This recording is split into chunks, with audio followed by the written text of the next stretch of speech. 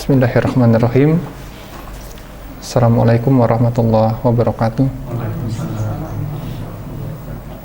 Bismillahirrahmanirrahim. Allah, la hawla wa la quwwata illa billahil aliyyil azim. Allahumma shalli ala sayyidina Muhammad wa ala ali sayyidina Muhammad. Rabbi shrah li sadri wa yassir li amri wa hlul 'uqdatam min lisan yafqahu qawli waj'alni waziran min ahli. Baik, kita masih melanjutkan pembahasan tentang Nur Iman atau cahaya iman. Kita akan mulai dari Az-Zumar ayat 22 ini yang dibacakan tadi oleh sahabat Hendra.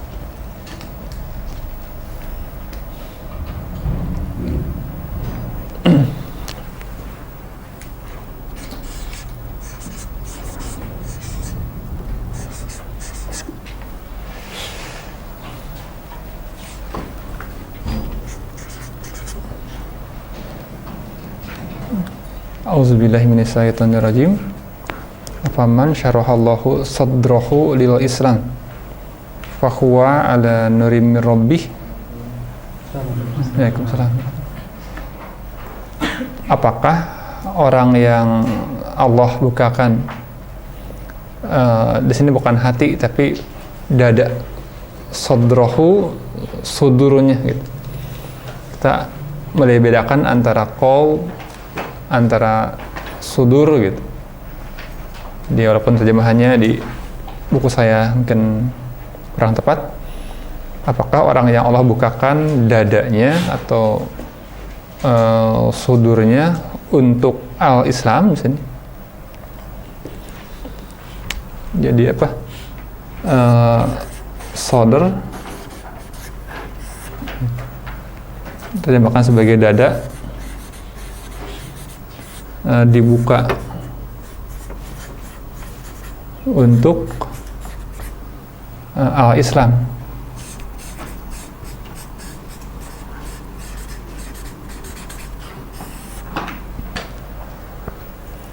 Tentu bukan sekadar agama Islam gitu.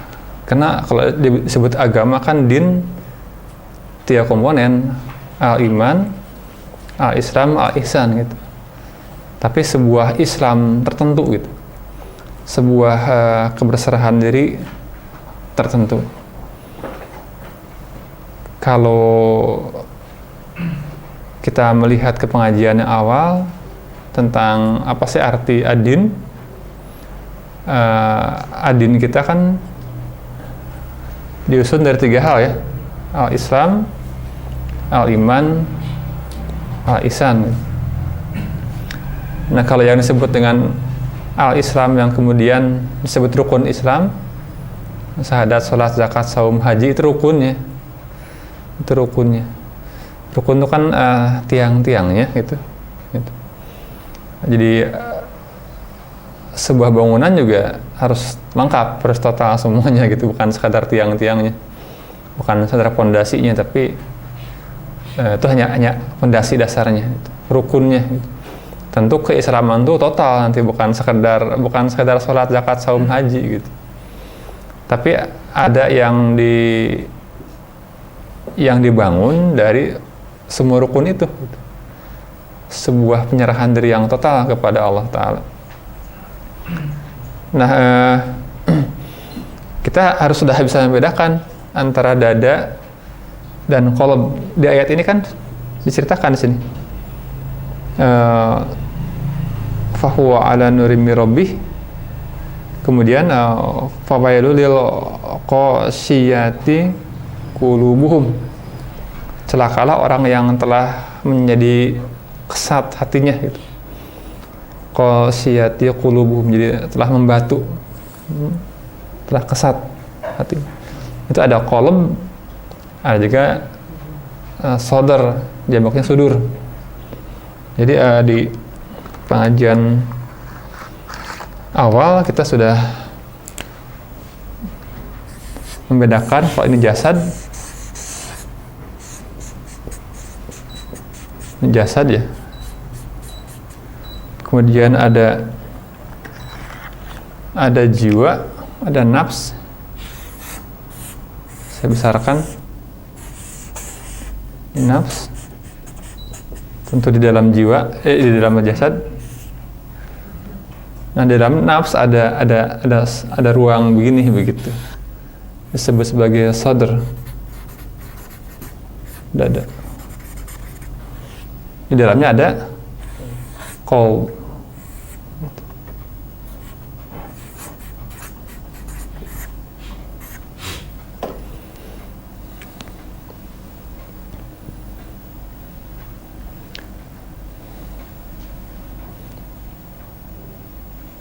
Nah, istilah sadar, yang disadari itu dari sadr gitu. Segala hal yang disadari itu dari apa? Dari sadr gitu. Kalau kesadaran gitu, itu kusuduran gitu, dada. Karena emang ini ruang kesadaran kita, dada itu. Kalau di psikologi itu ya ruang kesadaran. Pusatnya kan ego, pusat kesadaran. Nah, gambarannya kan sudah kita buat dulu. Jadi kayak qalb itu mata air. Qalb sebagai mata air. Nah, yang apa ya? Yang wadinya gitu. Jadi apa? Ini sebagai ini airnya keluar sini, tertampung di danau gitu, di danau tempat air gitu. Ini qalb sebagai mata air. Nah ini sebagai sadr gitu, atau sudur gitu jamaknya, tempat penampungan air gitu. Sumbernya di mata air, di qalb gitu. Jadi seolah-olah si qalb ini dari qalb itu keluar sesuatu yang mengisi dada. Kalau qalb bercahaya itu kan yang mengisi. Ruang ini kan kalau kita umpamakan sebagai sadr, sebagai dada, ruang ini, maka lampu itu qalb, lampu dinyalakan, maka ruangan terisi oleh cahaya gitu. Itu sadr. Nah,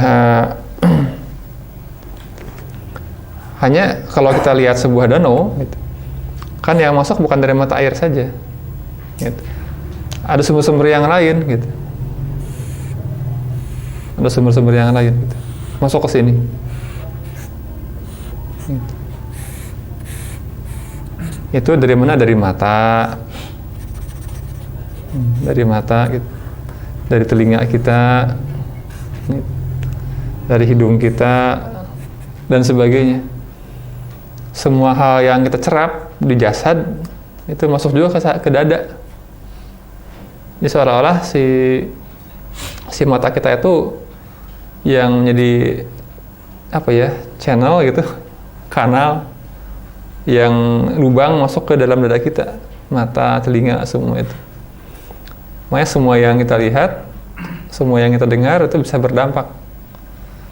Bisa. Nah, makanya di sini tuh campur antara hal yang keluar, antara segala hal yang masuk dari pintu-pintu indera dan semua hal yang keluar dari ini, dari qalb, campur.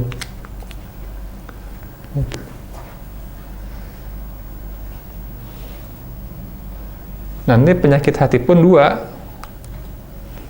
penyakit yang menyangkut ini, ada penyakit di qalb, ada penyakit di qalb, di qalbnya atau di sudurnya.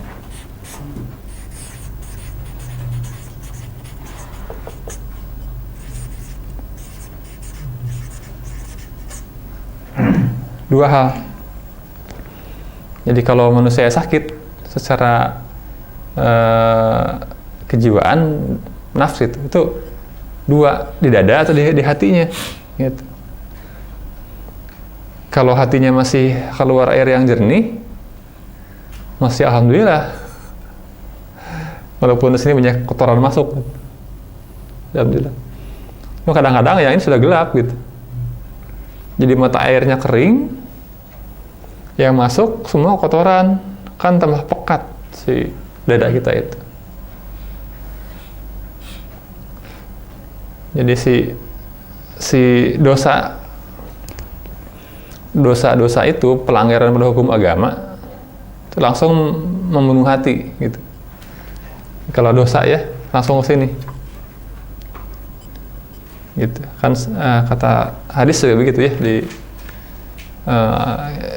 hadis yang di keajaiban hati, sebuah dosa itu akan membuat sebuah titik di hati, titik hitam di hati, noktah gitu. Dosa yang kedua, ketiga, terus menjadi gelap gitu. Nah itu yang menutup hati, mengeras gitu, menjadi kosat gitu. Nah karena itu kita manusia itu agar dadanya bercahaya itu usahanya dua gitu. Dari luar dan dari dalam gitu. Kita mohon ampun ke Allah Ta'ala agar semua hijab hatinya, semua dosanya diampuni gitu. Kalau semua kerak hatinya sudah diampuni Allah, kan terbuka tuh, kan bercahaya lagi, mengalir lagi gitu. Walaupun mungkin cahayanya baru ke lampu tuh baru ternyata gelap gulita, ditutup aspal gitu, dibuka dikit jadi bercahaya, mulai keluar cahayanya gitu. Nah selain itu kita pun berusaha memasukkan dari mata kita, dari telinga kita, baca kitabullah gitu, baca Al-Quran, baca hikmah gitu, baca tentang alam semesta gitu. Jadi itu akan bercahaya ke hati. Jadi makanya kenapa para nabi diperintahkan buat memperhatikan makanan gitu. Makanan bukan hanya nasi, tapi juga makanan mata, makanan telinga gitu, dan sebagainya. Jadi kan untuk mencairkan kotoran di sini gitu, mengencerkan gitu. Masukkan air yang jernih dari mata, dari telinga, baca buku yang baik, apalagi kitabullah, dan mohon ampun agar si penutup hati ini terbuka lagi gitu. Jadi si dada kita bercahaya ini.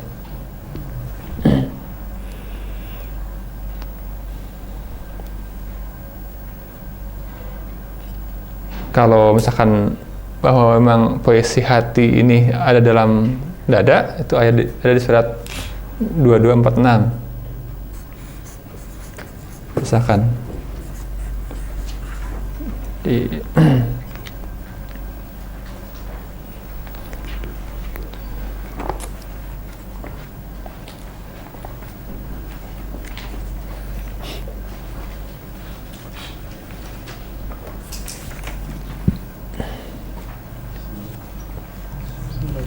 salam. Auzubillahi minasyaitonir rajim. Afalam yasiru fil ardi fatakuna lahum qulubun yaqiluna biha. Itu. Ini pun sama nih, apakah manusia tidak berjalan di muka bumi? Artinya berjalan di muka bumi itu untuk memasukkan kebenaran lewat mata kita, telinga kita gitu. Disuruh berjalan, artinya disuruh membaca kehidupan. Disuruh berjalan, memperhatikan gitu. Karena di dunia ini banyak obat sebetulnya. Dalam kehidupan itu. Selain musuh juga obat. Selain racun juga obat. Jadi bagi mereka qalb lahum qulubun, mereka punya qalb yang yaqiluna biha, yang mereka berpikir dengan qalb gitu. Berpikir dengan qalb. au azanun yasma'una biha, juga mendengar dengan qalb gitu. Intinya begitu. Fa innaha, nah sesungguhnya la ta'mal absaru, sesungguhnya bukan mata itu yang buta gitu.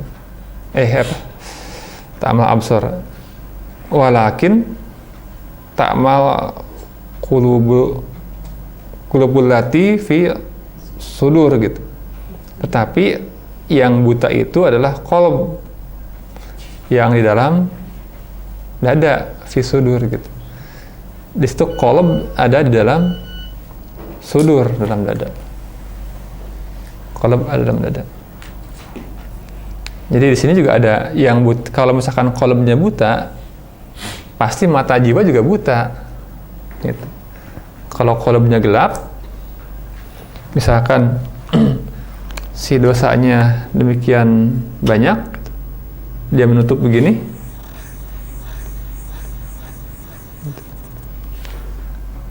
kan tadinya si qalb bercahaya tuh, begitu mati qalbnya, ini otomatis buta nih matanya, juga telinganya, otomatis.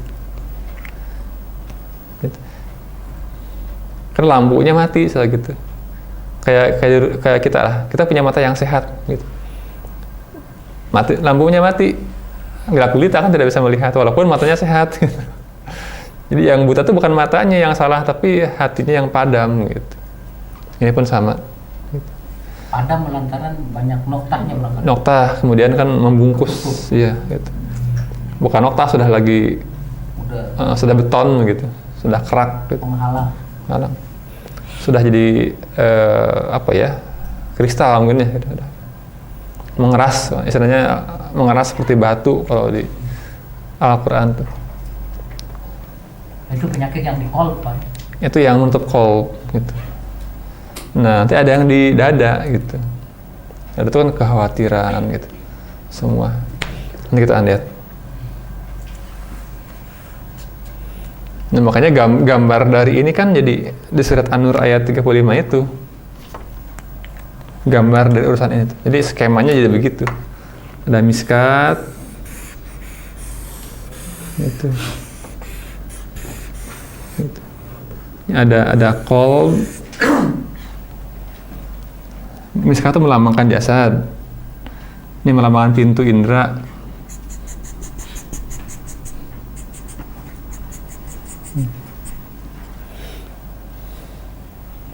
Ini kan dada, sudur. Ini qalb. Gitu. Jadi yang jadi persoalan sadar dulu kita tuh. Yang pertama harus kita usahakan. Kan minyak pun kan menyala di solder. Nanti ada minyak muncul di sini yang menerangi si qalb gitu. Di surat An-Nur ayat 35. Jadi sebetulnya si dada kita ini, kalau saya gambarkan lagi, ini apa? Ini dadanya, sudur gitu. Ini qalb yang dia bercahaya. Jadi sudur itu tempat pertemuan antara hak dan batil. Ini misalkan dari pintu indera nih, gitu. Kita misalkan bermaksiat dengan mata kita, ya seolah mengalirkan cairan hitam ke sini, kegelapan di sini, dada itu. Nah ini disebut al-batil.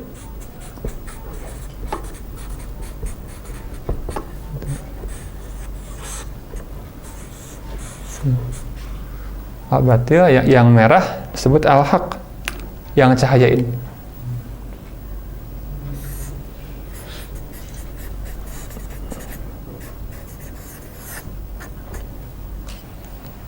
Makanya di surat Al-Isra wa qul ja'al haqq wa jahaqal batil, betul nggak? Innal batila kana zahuqa. Batil juga ya? Karena kebatilan di luar, dari hati dulu kan asalnya, betul nggak? Kalau di luar ada kebatilan, ada kezaliman, itu dari hati dulu, ya, keluar tampil gitu. Kalau orang hatinya bersih, mah tidak akan ada kezaliman di luar. Makanya di Al-Quran itu sering ada pertarungan antara hak batil dalam dada dulu gitu. Jadi sudur ini tempat pertarungan antara kegelapan dan cahaya.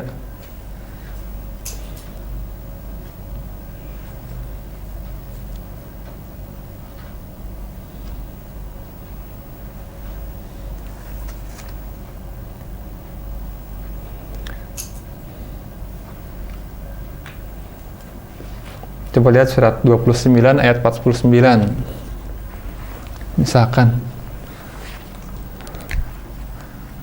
surat 29 ayat 49. Al-Ankabut.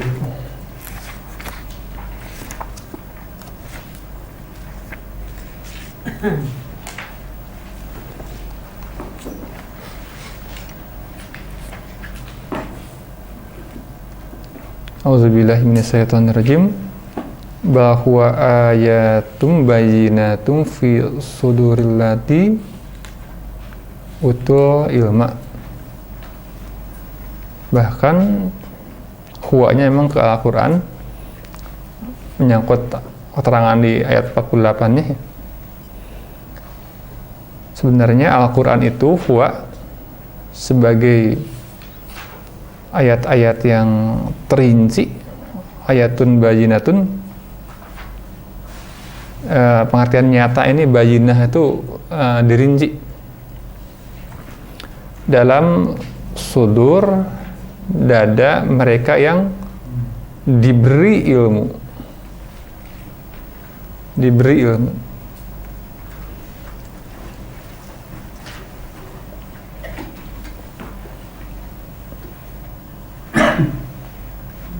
Jadi ada orang-orang yang diberi ilmu oleh Allah Ta'ala. Jadi kalau di pembahasan lebih lanjut mah sumber pengetahuan itu di hati, sumber ilmu itu di hati, di qalb. Tapi sifat ilmu di qalb